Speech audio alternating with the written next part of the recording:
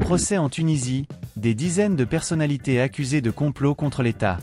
En Tunisie, le procès de dizaines de personnalités accusées de complot contre la sûreté de l'État s'est ouvert ce matin. Parmi les accusés figurent des hommes politiques, d'anciens ministres, des avocats, des hommes d'affaires et des journalistes. La plupart d'entre eux ne sont pas présents physiquement en Tunisie, certains étant emprisonnés ou ayant refusé de comparaître par visioconférence, comme l'exigeait la justice pour des raisons de sécurité. Les avocats de la défense dénoncent un procès inéquitable, soulignant les lacunes dans le dossier d'instruction et l'absence de preuves tangibles pour étayer les accusations de complot.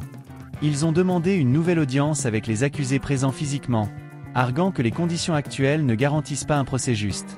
Parmi les personnalités visées, on retrouve Noureddine Biri, ancien conseiller politique de l'ex-président Béji Caïd Essebsi et membre du comité pour le respect des libertés et des droits de l'homme en Tunisie. Les défenseurs des droits de l'homme dénoncent ce procès comme une manœuvre pour étouffer toute opposition et semer la peur parmi les Tunisiens. Les arrestations spectaculaires et les accusations floues sont perçues comme un simulacre visant à museler les voix dissidentes. RDC, les évêques catholiques et les pasteurs protestants poursuivent leur pacte pour la paix. En République démocratique du Congo, RDC, les évêques catholiques et les pasteurs protestants continuent leurs efforts pour promouvoir la paix et le bien vivre ensemble. Après des rencontres à Kinshasa, Lubumbashi et en Europe, leur tournée se poursuit désormais dans les pays voisins. Aujourd'hui, ils sont reçus à Kampala par le président ougandais Yoweri Museveni, un acteur clé dans les dynamiques régionales. Cette initiative vise à favoriser le dialogue et à désamorcer les tensions dans la région des Grands Lacs, où les conflits armés et les rivalités politiques persistent. Cependant, certains dirigeants congolais accusent l'Ouganda de jouer un double jeu, soutenant à la fois le gouvernement congolais et des groupes armés comme le M23, soutenus par le Rwanda. Les autorités congolaises rejettent catégoriquement l'idée d'un dialogue direct avec le M23, qualifié de groupe terroriste par Kinshasa. Malgré ces tensions, les leaders religieux espèrent que leur initiative contribuera à apaiser les conflits et à renforcer la coopération régionale. Gabon, Brice Clotaire Oligui Nguema annonce sa candidature à la présidentielle. Au Gabon, le général Brice Clotaire Oligui Nguema, actuel président de la transition et auteur du coup d'État contre Ali Bongo en août 2023, a officiellement annoncé sa candidature à l'élection présidentielle prévue le 12 avril. Lors d'un discours prononcé sous une pluie battante devant ses partisans, il a promis de construire un pays prospère et de poursuivre les réformes engagées depuis son arrivée au pouvoir. Il a mis en avant ses réalisations, notamment la construction de routes et la création d'emplois, tout en appelant à l'unité nationale. Cependant, sa candidature ne fait pas l'unanimité. Certains critiques estiment que son coup d'État a fragilisé les institutions démocratiques du pays, tandis que d'autres saluent ses efforts pour relancer l'économie et lutter contre la corruption. Le général Oligui, surnommé José par ses partisans, reste une figure polarisante dans le paysage politique gabonais. Mali, levée partielle du blocus à Tombouctou. Au Mali, le groupe djihadiste lié à Al-Qaïda a annoncé la levée du blocus imposé depuis plus de 3 mois à la ville de Tombouctou. Cette décision, diffusée dans des messages audio, a été accueillie avec soulagement par les habitants, bien que le blocus reste en place dans d'autres régions du nord et du centre du pays. Les forces maliennes et les groupes armés continuent de se disputer le contrôle de ces zones, où les civils endurent des conditions de vie extrêmement difficiles. Les habitants de certaines localités, comme Dioïla dans la région de Ségou, ont lancé des appels désespérés à l'aide, décrivant des situations humanitaires catastrophiques. Les écoles sont fermées, les marchés sont inaccessibles, et les populations sont confrontées à des pénuries alimentaires et médicales. Malgré les déclarations des autorités de transition sur une amélioration de la situation sécuritaire, les défis restent immenses pour les populations locales. Rwanda, tensions diplomatiques avec le Royaume-Uni et le Canada.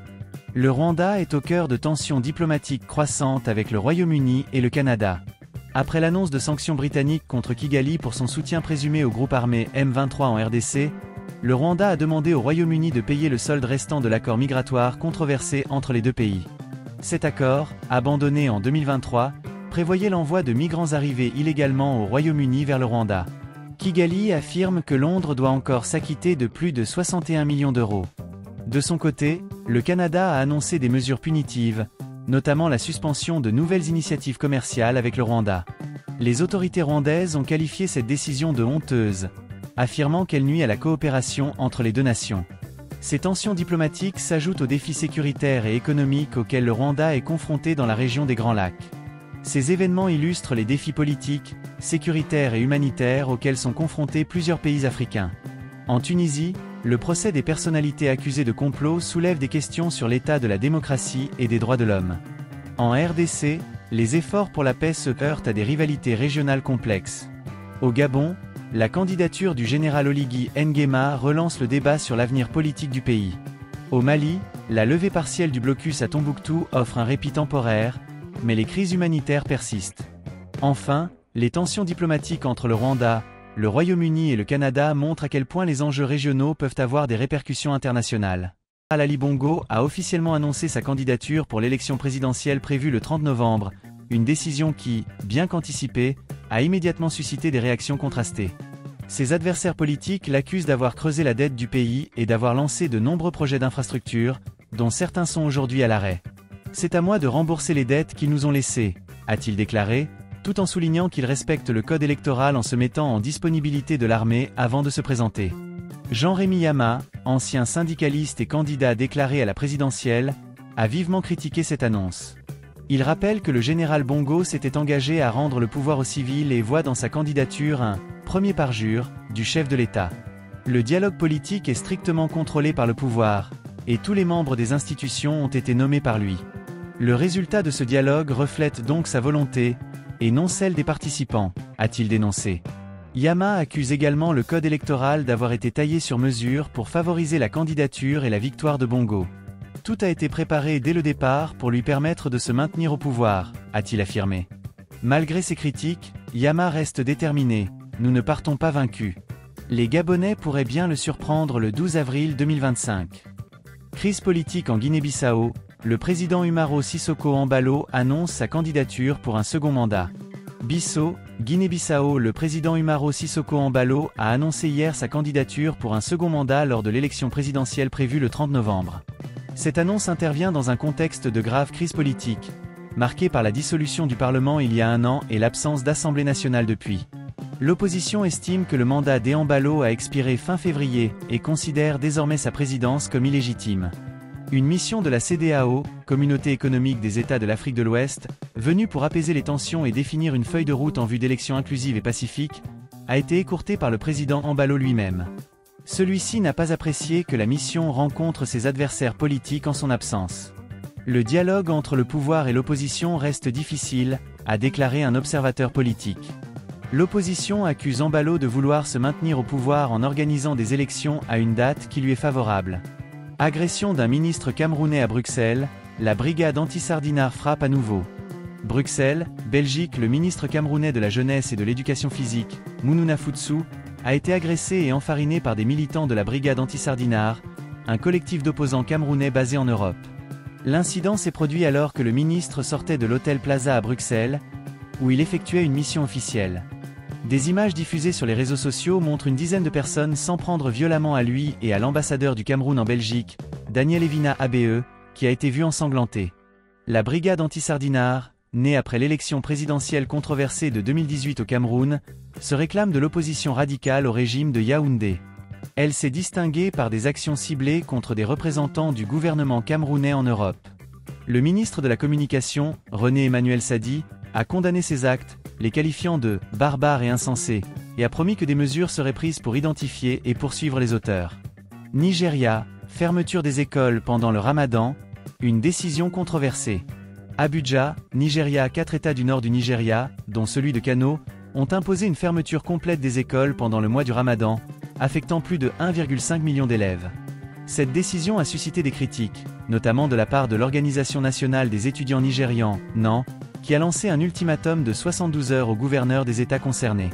Ces vacances imposées constituent une violation flagrante du droit à une éducation ininterrompue, a déclaré un représentant de la NAN. L'archevêque Daniel Oko, président de l'Association des chrétiens du Nigeria, a appelé à un dialogue impliquant les chefs religieux, les éducateurs et les parents pour réévaluer ces décisions. Cependant, certaines organisations musulmanes défendent la mesure, arguant que le Ramadan est une affaire strictement musulmane. Le Ramadan ne concerne que les musulmans et n'implique aucune autre communauté, a déclaré Yahuza Kingston, directeur d'une organisation musulmane. Football, les huitièmes de finale de la Ligue des Champions démarrent. Dortmund, Allemagne. Les huitièmes de finale de la Ligue des Champions ont débuté aujourd'hui, avec une affiche attendue entre le Borussia Dortmund et le LOSC Lille.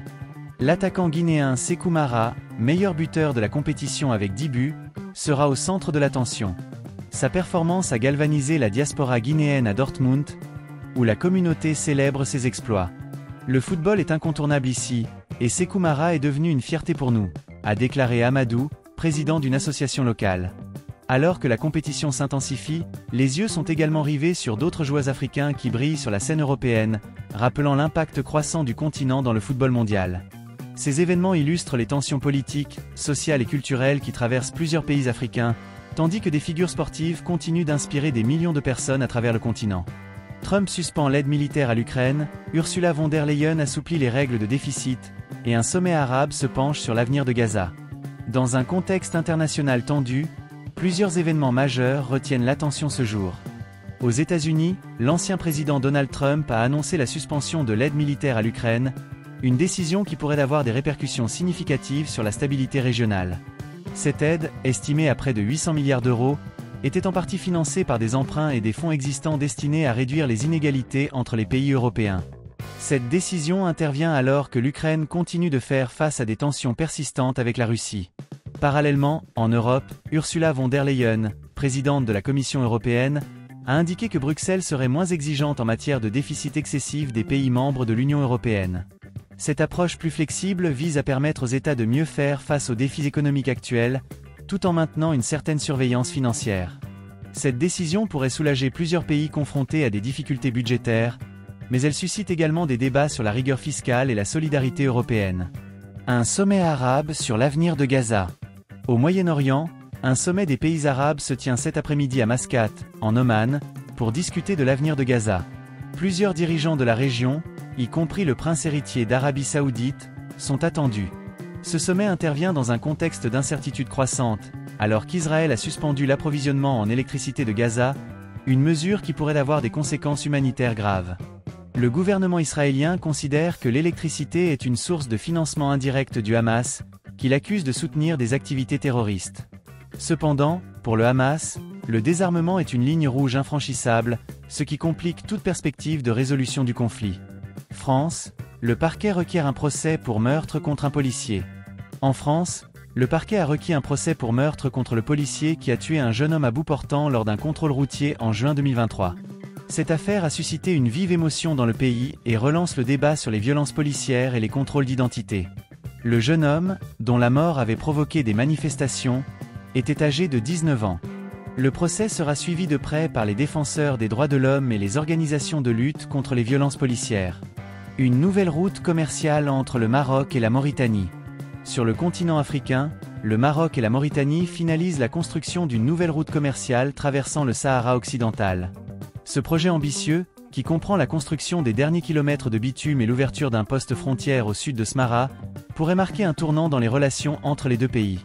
Certains observateurs y voient un signe que la Mauritanie sort de sa neutralité historique dans le conflit du Sahara occidental, où s'opposent le Maroc et le Front Polisario. Ahmed Ould Abdallah, ancien ministre des Affaires étrangères de Mauritanie et président du Conseil stratégique pour la sécurité au Sahel et au Sahara, a commenté cette initiative. Selon lui, la Mauritanie agit dans le cadre de sa souveraineté nationale et cherche à favoriser le commerce régional. Cependant, cette nouvelle route traverse une zone sensible, où des affrontements ont eu lieu entre l'armée marocaine et le Front Polisario dans les années 1990. Le Front Polisario a averti que l'ouverture de cette route ne resterait pas sans conséquences, ce qui soulève des craintes d'une escalade militaire. La scène musicale ivoirienne mise en avant par les clips. En Côte d'Ivoire, la scène musicale continue de se développer, avec une attention accrue portée à la production de clips vidéo. Les labels investissent désormais des budgets conséquents pour promouvoir leurs artistes, et les clips sont devenus un outil marketing essentiel. Notre correspondante à Abidjan, Marine Jamena, a assisté au tournage du dernier clip du groupe rap Paye mes feuilles, produit par le label costaud Coste Florent. Le réalisateur, David, a mis en scène une esthétique inspirée du rap new-yorkais, adaptée à la culture ivoirienne. Les clips sont désormais un passage obligé pour les artistes souhaitant se faire connaître, et la professionnalisation du secteur est en marche. Bien que la majorité des réalisateurs soient autodidactes, la qualité des productions ne cesse de s'améliorer, contribuant à l'exportation de la musique ivoirienne à l'international.